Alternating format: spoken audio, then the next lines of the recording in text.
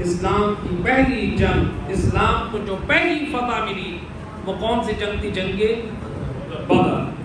اسی میں جب جنگ فتح ہو گئی، جبرائیل امین نازل ہو کر کہتے ہیں یا رسول اللہ، خلا کے دو عالم درود و سلام کے بعد ارشاد فرماتا ہے انی علیت علی نفسی، اے یا رسول اللہ، اللہ فرماتا ہے میں اللہ نے اپنے نفس کی قسم کھائی۔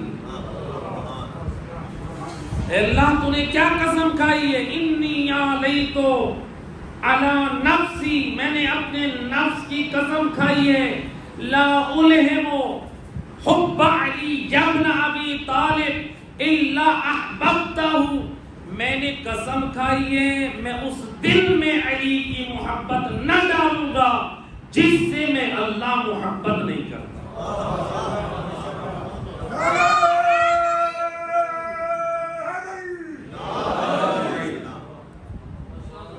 اللہ کہہ رہا ہے میں علی کی محبت اس دل میں ڈالوں گا جس دل کو اللہ محبوب رکھتا ہے، یعنی اللہ محب ہے اور وہ محبوب ہے۔ کتنا خوش نصیب ہے مومن کہ اللہ کی ذات تجھ سے محبت کرے، تو لہذا خوش قسمت ہے۔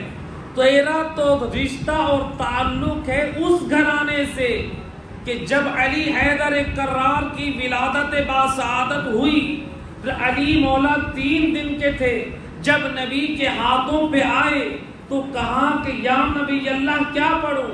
نبی فرماتے اقرا، اے علی پڑھ۔ فرماتے کیا پڑھوں؟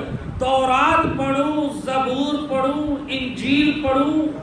نبی فرماتے اے علی تو قرآن پڑھ۔ اے علی والا تو اس گھرانے سے تعلق رکھتا ہے۔ علی اپنی ولادت کے 3 دن اگر پڑھ رہے ہیں تو اللہ کا کلام پڑھ رہے ہیں۔